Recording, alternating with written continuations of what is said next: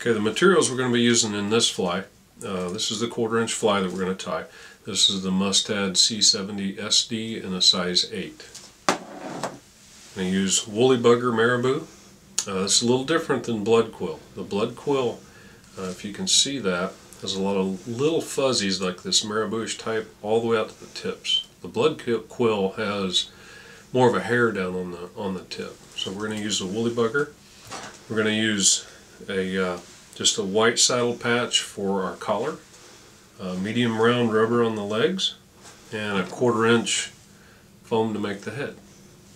So we'll start out with the 1/4" jig and the 1/4" foam. Okay, we have our 1/4" rod and a 1/4" jig. Okay, we're going to hold the jig with your thumb and your middle finger. If you're right-handed, slide it out to the right side of the table, right on the edge of the table.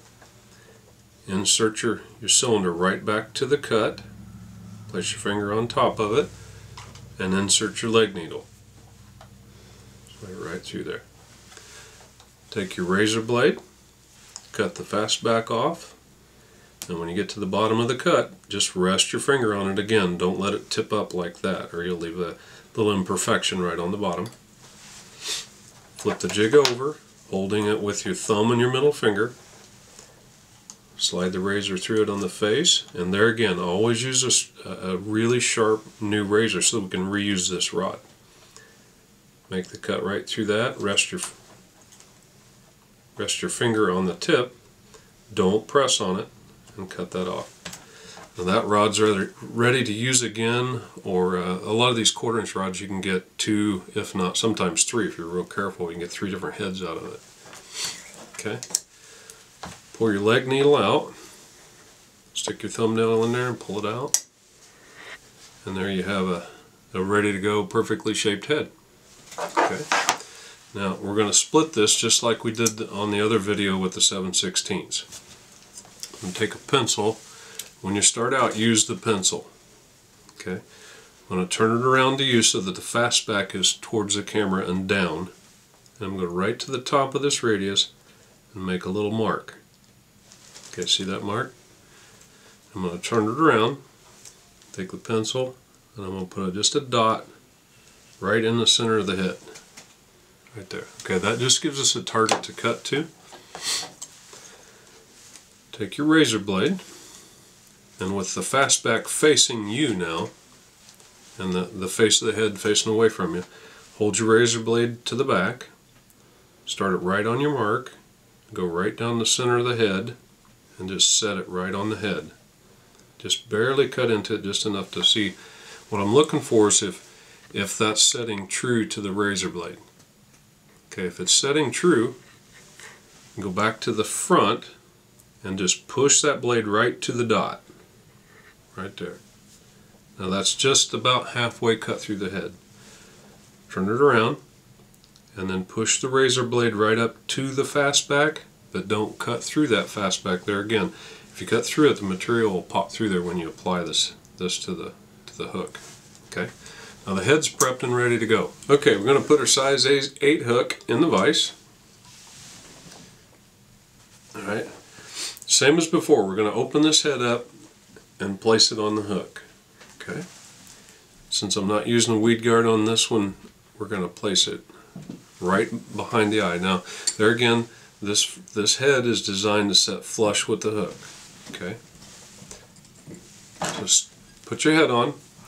This time I'm using UTC 70 thread instead of the thicker 140 thread because it's a little bit smaller fly. So I'm going to, same thing, I'm going to start the thread right behind the head. I'm going to make 2 or 3 wraps towards the bend, move the thread right back up to the base of the head, and then take that off. Okay, cut your tag off. And there again, see where the hook is, the thread is setting across the hook. If you want, when you start out, you can take a marker and you can mark that hook right there, right where the thread crosses that point. That gives you a target to know when to stop adding tail material. Okay, and once we got that mark, just going to move that right back to the bend. Stop there. Now I'm going to use woolly bugger marabou.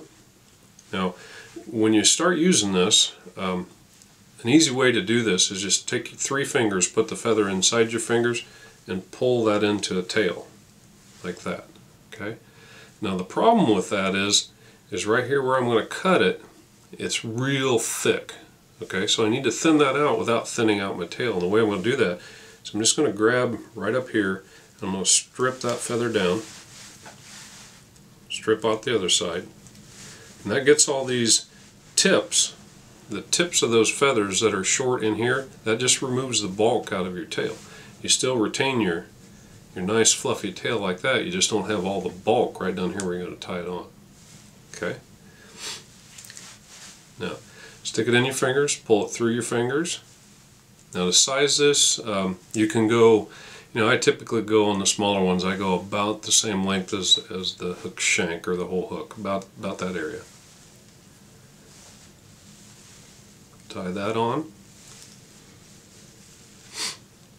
Get that in place. Now, a little trick to cutting those feathers off is just grab that stem and spin it a couple times, and you can just sneak in there and cut that down. Tie that down.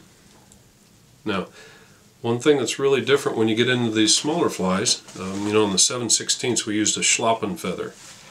If you want to put a collar on there on the 1/4 inch, you can, but you got to find a feather that will work for a collar. This is a white saddle, and these little fuzzies down in here bend right in there and make a real nice collar around that fly. So I'm just going to use one single saddle hackle here. I'm going to bend it. We're going to snip it right in the bend. Get rid of the junk. There again, we're going to do it just like the bigger fly. I'm going to tie that on at an angle. If you want to add flash in here, you can. I very seldom do on my bluegill flies. But tie that in, and then run that thread in big loops right up to the eye. Now Palmer's the same way. 2 fingers around, stroke those fibers back, around the hook, hit the base of the hook, and pop over that eye. Now when you're using a smaller hook this way, make sure you pop over that point, because it will cut your feather.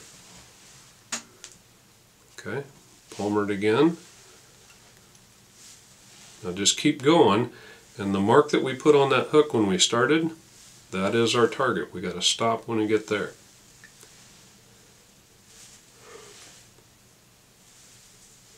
Okay, we're there. Okay, feather in your left hand, back that up till the thread comes underneath the feather, right there. Switch hands, and you've captured the feather. A couple more wraps around that to tie it down, and you can cut that off. Okay. Crank your thread back up, and we're going to back wrap this a little bit till we get back to our original mark, that black mark that's down there on your hook. We're right there. Okay. Now there again, even on this 1/4, the base coated thread, that's extremely important because that's what you're gluing to. So lay a base coat all the way to the eye, and then go back. Okay, and then back up front, and you're ready to tie it off. This time I'm going to use a whip finish tool. You can do it how you can put a 1/2 hitch in it, you can use your fingers. Just a lot easier on this finer thread to use a whip finish tool. And cut her off. Okay. Now we're ready to install the head. Super glue gel. Do not use regular super glue here. The regular super glue it'll attach the head the instant you touch it. So the gel gives you just a second or two to adjust. So nice heavy bead right across the top. That one kind of jumped off. Wet the side. Turn it over and wet this side.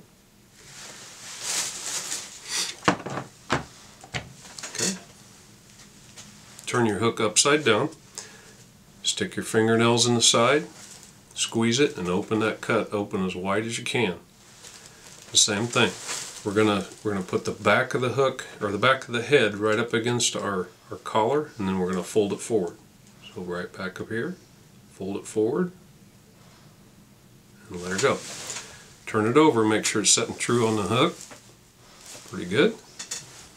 And then squeeze. Again, start at the back, squeeze, and roll your finger forward. And there again, even on this little one, we're looking for that little dollop of glue right there. If we've got enough adhesive on that top bead, it's going to come out right here, and you can take your bodkin or a toothpick and just wipe it right off.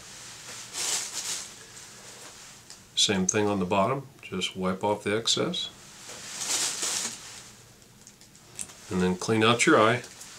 Stick that bodkin right up in the eye, give it a little twist with your thumb on it, pull it out, and your eye's clean. Now the only thing we have left to do then is put in the legs. So take your leg niggle, going to stick it in the original hole, just like we did on the bigger fly. We're going to put 2 fingers on the opposite side and the thumb on your back and push. Do not grab this needle or it's going to go through a different hole.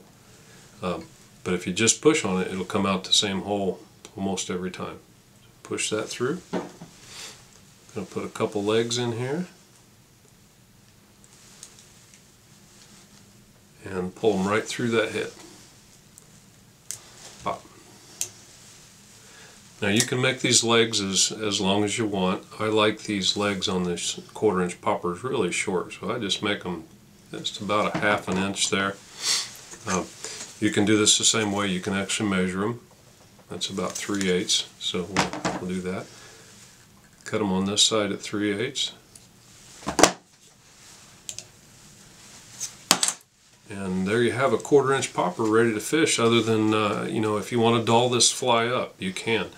The 7/16 fly takes about 5 minutes to tie. This one takes just a couple minutes once you get the hang of it, and you start to learn your hook size and how you want to design this. So, but this is the one that I fish mostly, and works great. Well, thank you for watching, and that's the 1/4 inch popper, and we'll see you on the next video.